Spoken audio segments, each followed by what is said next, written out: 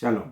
Voilà l'occasion que Dieu nous donne encore une fois de nous retrouver dans notre tranche, l'évangile christocentrique. Cette tranche a pour objectif la proclamation de l'évangile christocentrique pour un salut holistique et une vie christocentrique. Ici, nous ne vous parlerons pas des hommes ni de noms. Nous allons vous parler de l'homme, le Seigneur Jésus, selon qu'il est écrit. Il n'y a de salut en aucun autre, un autre nom donné aux hommes par lequel nous pouvons être sauvés. Ce n'est que le nom de Jésus-Christ lui-même. Il dit, je suis le chemin, la vérité et la vie. Nul ne va au Père que par moi. Voilà pourquoi l'apôtre Pierre a dit, à qui irions-nous encore? C'est toi qui as les paroles de la vie éternelle. Après avoir parlé de la foi, recevoir Christ, la deuxième chose, nous avons dit, il va falloir que tu trouves une église locale dans laquelle tu dois évoluer comme ta famille nouvelle, dans laquelle tu dois bénéficier de la communion fraternelle, mais aussi et surtout de l'encadrement spirituel pour que tu saches, tu comprennes très bien la vie à laquelle tu es appelé. La troisième chose que tu dois faire est que tu dois te faire baptiser. C'est pourquoi aujourd'hui, nous allons parler du baptême. Nous allons lire dans Marc chapitre 16, versets 15 à 16. Il est écrit, puis il leur dit, allez par tout le monde et prêchez la bonne nouvelle à toute la création. Celui qui croira et qui sera baptisé sera sauvé, mais celui qui ne croira pas sera condamné. Bien-aimés dans le Seigneur, le baptême est quelque chose de très, très important qu'un chrétien ne peut pas se passer. Remarquez très bien, Jésus-Christ dit, allez prêcher la bonne nouvelle à toute la création. Maintenant, il dit, celui qui croira, virgule, et qui sera baptisé sera sauvé. L'inverse, il dit, celui qui ne croira pas, au lieu d'ajouter, et qui ne sera pas baptisé sera condamné. Qu'est-ce que nous sommes censés comprendre par là? Que le baptême, la foi et le baptême sont deux choses indissociables quand on parle du salut. Tu ne peux pas dire que tu crois en refusant le baptême. Pourquoi?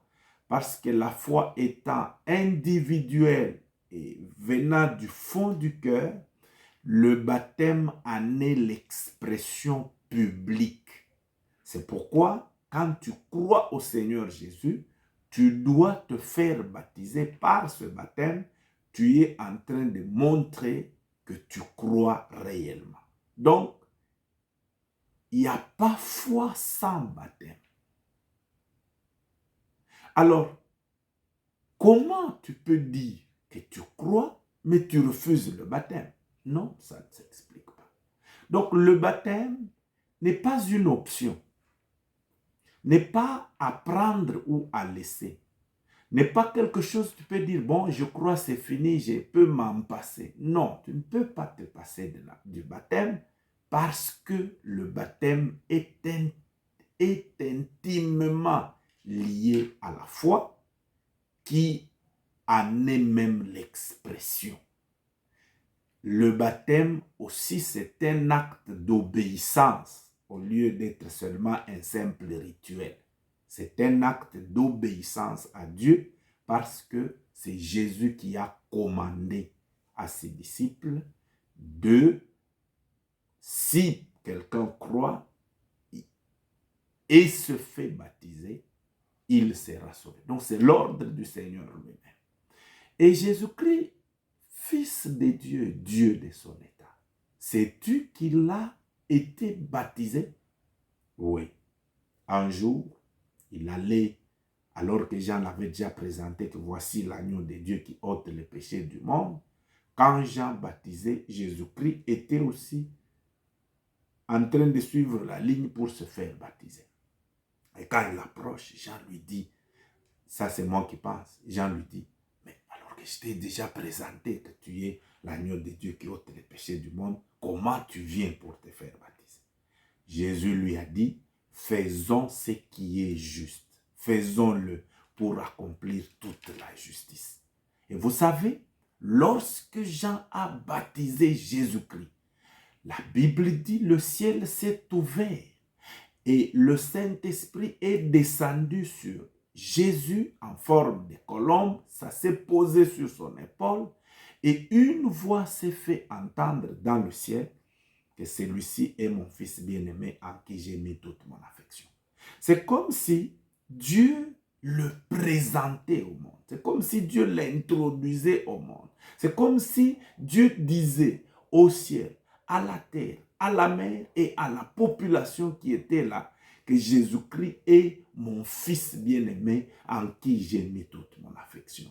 C'est comme si, après l'avoir adopté, il le présente officiellement. Que celui-ci est mon fils en qui j'ai mis toute mon affection et écoutez-le. Oui, le baptême est très important, mon frère. Il y a des personnes qui ont été guéries seulement dans les eaux de baptême. Il y a des personnes qui ont été délivrées seulement dans les eaux de baptême. Ce n'est pas quelque chose que toi, tu peux négliger. C'est vraiment, vraiment important. Si tu as cru vraiment, tu dois te faire baptiser. Et par le baptême, tu entres dans le corps de Christ. Vous savez, les militaires peuvent suivre la formation militaire, mais on ne t'appellera pas militaire si tu n'as pas prêté serment. Les magistrats, la même chose. Ils doivent prêter serment. Les médecins, la même chose. Vous voyez, quelqu'un a toute la connaissance de la médecine. Il guérit déjà parce qu'il fait déjà les stages, il guérit les gens. Mais pour qu'on l'appelle médecin, il doit prêter serment. En prêtant serment, on l'accepte dans le corps des médecins. On reconnaît que cet homme, il est médecin. De même, tu as cru, tu as fait une bonne chose. Mais pour que tu sois membre du corps de Christ, reconnu par Dieu, par les hommes et même par les démons, il faut que tu te fasses baptiser. Oui, quand on te baptise, il y a le témoignage du ciel, de la terre, de la mer et de l'humanité que cet homme a pris la décision de donner sa vie à Christ. Et même les démons et le diable, il assiste à ta décision là, que désormais tu appartiens à Dieu. Alors, c'est quoi le baptême? Le baptême vient du verbe baptizo en grec,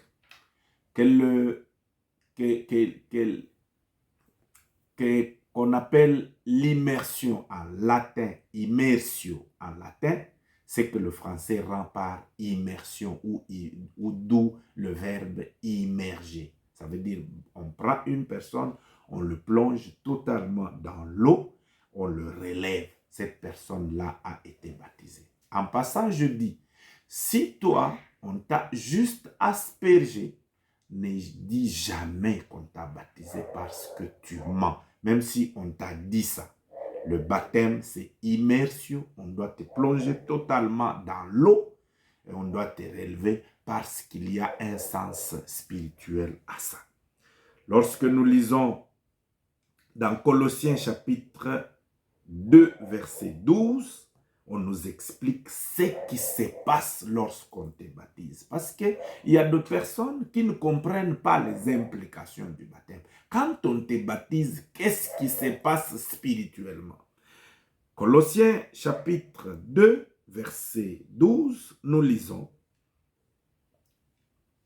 Il est écrit, ayant été enseveli avec lui par le baptême, vous êtes aussi ressuscités en lui et avec lui par la foi en la puissance de Dieu qui l'a ressuscité d'entre les morts. Vous comprenez? On te plonge dans l'eau, ça veut dire que tu meurs, tu es enterré, tu es enseveli avec Christ. Toi et Jésus, vous êtes ensevelis. Maintenant, quand on te relève là, ça signifie que tu ressuscites, suivez bien, en Jésus et avec lui. En d'autres termes, vous êtes entré dans l'eau, deux, vous y sortez, un, parce que tu es en Christ. Tu y ressuscites cette fois-là en lui et avec lui. C'est très important.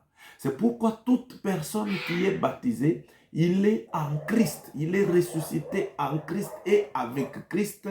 Et dans Romains chapitre 6, verset 4, on nous explique aussi que lorsque cela se produit, c'est pour une vie nouvelle. Quand tu meurs et avec Christ, tu ressuscites avec lui.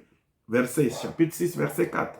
Nous avons donc été ensevelis avec lui par le baptême en sa mort, afin que comme Christ est ressuscité des morts par la gloire du Père, de même nous aussi nous marchons en nouveauté de vie. Verset 5 est merveilleux.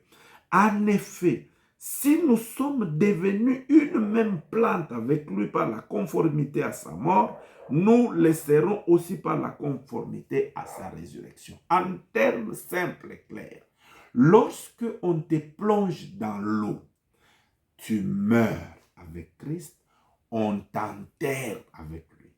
La vie qui concerne ton vieil homme reste là-dedans. Les malédictions qui appartiennent à ta famille restent là-dedans.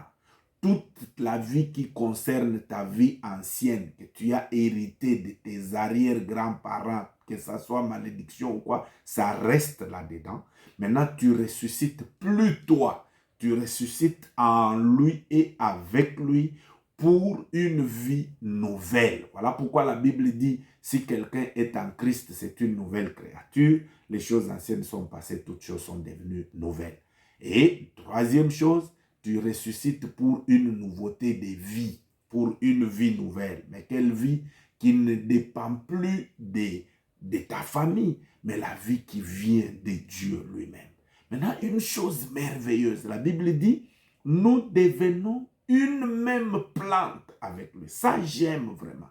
Non seulement que tu ressuscites en lui et avec lui, deuxièmement, pour une vie nouvelle, troisièmement, tu deviens une même plante avec Christ. Ça veut dire que la vie que tu auras ne sera plus ta propre vie, ça sera la vie que tu reçois, que tu tires de Jésus-Christ, que te communique le Seigneur Jésus, parce que vous êtes devenus une même plante avec lui.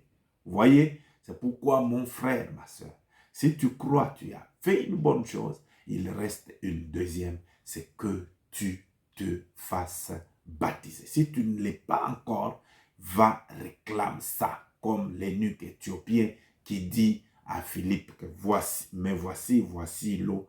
Qu'est-ce qui empêche que je ne sois baptisé? Vous savez que même dans l'Ancien Testament, il y a les images du baptême. Lorsque les enfants d'Israël sont sortis de l'Égypte, il fallait qu'ils passent par la mer morte, la mer rouge. La Bible dit que cela symbolisait le baptême. Et remarquez que quand ils sont passés, les Égyptiens qui les suivaient sont restés là-dedans. De même aussi, vous savez que nous sommes en train de monter, de descendre, délivrance à gauche, délivrance à droite. C'est parce que peut-être tu n'as pas été baptisé. Lorsqu'on te baptise, ceux qui te poursuivaient par rapport à la vie ancienne, ils restent dans l'eau. Les maladies, toutes choses, ça reste dans l'eau parce que ces choses suivaient un homme. Mais cet homme est mort. Ils vont continuer à suivre, que tu trouves un cadavre maudit. Non, il est mort, sa vie s'arrête. Mais lorsque tu ressuscites maintenant, tu ressuscites en Christ et avec Christ pour une vie nouvelle. Et tu deviens une même plante avec Christ. Oh, ce qui est merveilleux. Maintenant, la question est, qui peut être baptisé? Oui, celui qui peut être baptisé n'est que toute personne qui croit de tout son cœur. Actes des Apôtres chapitre 8, verset 36 à 38. La Bible dit, comme ils continuaient leur chemin, ils rencontrèrent de l'eau et l'eunuque lui dit, voici l'eau, qu'est-ce qui empêche que je ne sois baptisé? Philippe lui dit, si tu crois de tout ton cœur, cela est possible. L'eunuque répondit, je crois que Jésus est fils et Jésus-Christ est le Fils de Dieu. Il fit arrêter le char. Philippe et l'eunuque descendirent tous dans l'eau et Philippe baptisa l'eunuque. Qu'est-ce que ça veut dire? Ne peut être baptisé qu'une personne qui a la décision de donner sa vie à Christ de manière volontaire et de tout son cœur. Ceci dit, les enfants sont exclus parce qu'un enfant ne comprend pas ce qu'il fait. Un enfant qui n'a pas l'âge de la raison ne peut pas recevoir Christ, ne peut pas décider, il ne sait pas ce qui se passe. Voilà pourquoi si tu penses qu'on t'a baptisé quand tu étais enfant, tu n'avais rien compris. Il faut qu'on te baptise. Il ne faut même pas dire qu'on me rebaptise. Non, il faut qu'on te baptise parce qu'en ce moment-là, tu n'avais pas encore l'âge de la raison. Il faut que tu aies l'âge de la raison et que tu décides volontairement de recevoir Jésus-Christ comme ton Seigneur et ton Sauveur. En d'autres termes, le baptême n'est pas quelque chose qu'on te force parce que tu as atteint l'âge. Non, tu dois décider d'abord de donner ta vie à Jésus-Christ et croire en lui de tout ton cœur. Cela est possible. Donc, les enfants qui n'ont pas encore l'âge de la raison sont exclus. Il faut attendre qu'ils grandissent, qu'on leur parle de Christ et qu'ils prennent la décision volontaire de donner leur vie à Christ. Mais il y a une autre question très délicate. Que dire alors des personnes vivant avec handicap mental? Ils ont des problèmes mentaux.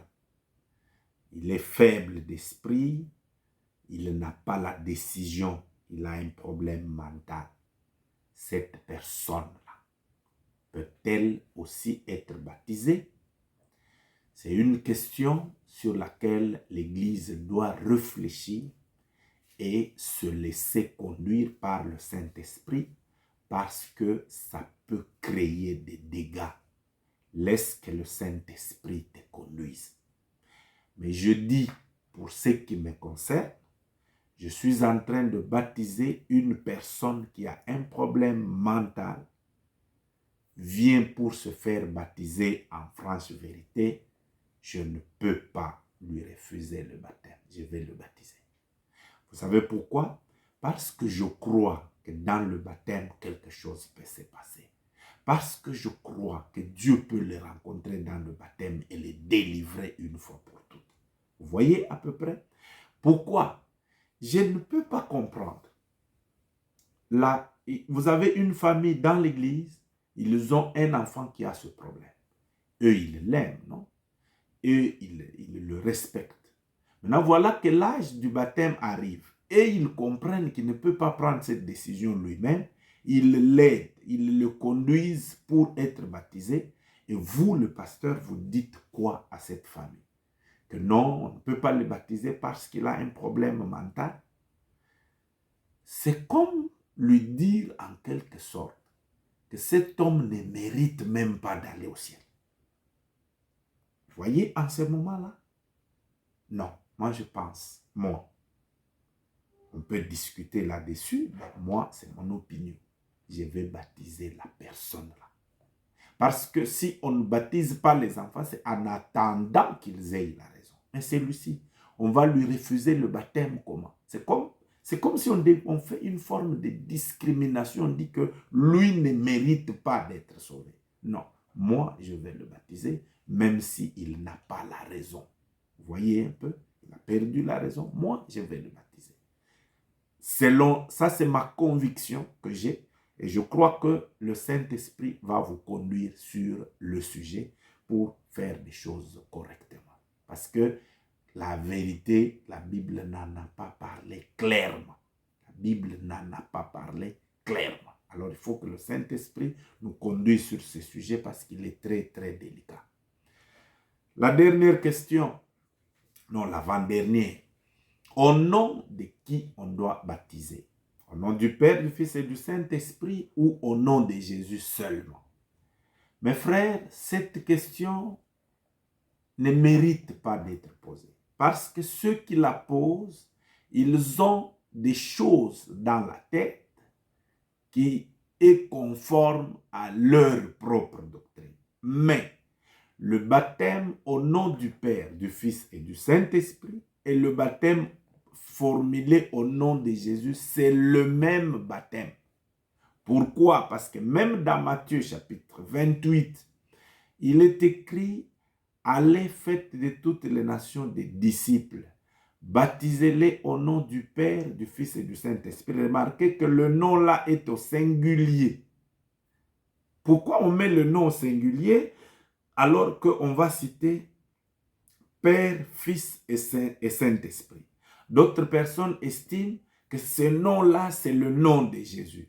Non, ça c'est déplacer le débat et l'amener à cette hérésie des sabellianistes et des modalistes qui estiment que Dieu n'existe pas, le Saint-Esprit n'existe pas, c'est seulement Jésus-Christ qui était Père, maintenant il est Fils, maintenant il est Saint-Esprit. Cette doctrine-là a fait des problèmes déjà depuis le 4e siècle. Je n'ai pas besoin de rentrer là-dedans, qu'on ne vous trompe pas que c'est une révélation. Non, il y a des gens qui ont tout simplement lu Ariane,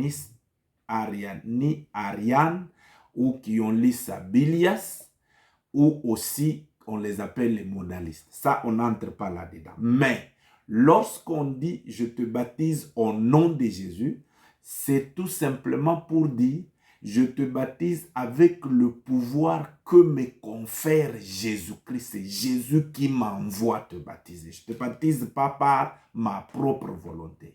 Et deuxième chose, si je dis au nom du Père, du Fils et du Saint-Esprit, c'est tout simplement, je te baptise par le mandat qu'on m'a donné par le Père, ou bien c'est à cause du Père, du Fils et du Saint-Esprit que je te baptise.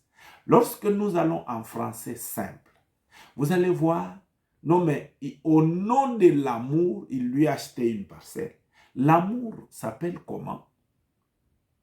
Au nom de l'amour, il lui a fait ceci et cela. L'amour, c'est quoi le nom de l'amour? Quand on dit je t'arrête au nom de la loi s'appelle comment? Donc c'est un problème qui n'en est pas un. Si tu as été baptisé au nom du Père, du Fils et du Saint-Esprit, tu as reçu le bon baptême et le baptême biblique. Dieu n'aura jamais de problème avec ça, d'autant plus que la foi que tu la confesses au nom du Seigneur Jésus-Christ. Si tu as été baptisé au nom de Jésus-Christ, ça n'a pas de problème. Tu as reçu le bon baptême, que personne ne te fasse des problèmes parce que c'est lui qui n'a pas compris le problème. Et enfin, qui doit baptiser? De qui on doit recevoir le baptême? Non, c'est simple. On doit recevoir le baptême d'un homme qui a un ministère vrai et reconnu. On dit que le baptême est un acte pastoral. Est un acte pastoral. Donc, ça doit se faire par un pasteur ordonné ou toute personne qui le fait, à qui il donne le mandat. Tu ne peux pas t'élever de toi-même. Oh, je pars, je baptise quelqu'un. Je vous ai dit que le baptême a des implications spirituelles très profondes. Tu risques d'avoir des problèmes. Vous savez qu'il y a des gens qui ont été noyés. Et lui qui baptise et la personne à baptiser, ils sont tous morts. Quand vous suivez très bien, vous allez voir que c'est un usurpateur, un aventurier qui vient lui-même. Il n'a pas le mandat. Non, il faut que ce soit le pasteur ordonné qui te baptise parce que c'est un acte pastoral ou bien une personne mandatée par ce pasteur. Là, il peut te baptiser. Bien-aimé, si tu n'as pas encore été baptisé, comprends ces choses que c'est très important. Va voir ton pasteur, dis-lui comme l'eunuque éthiopien, mais voici et voici l'eau. Qu'est-ce qui m'empêche d'être baptisé? Tu as cru en Jésus-Christ pour de vrai, le baptême c'est ton droit. Si tu n'as pas encore reçu Jésus-Christ comme ton Seigneur et ton Sauveur, n'attends pas. Donne ta vie à Christ et dès que tu as donné ta vie à Christ, Le baptême, c'est ton droit. Que le Seigneur te bénisse.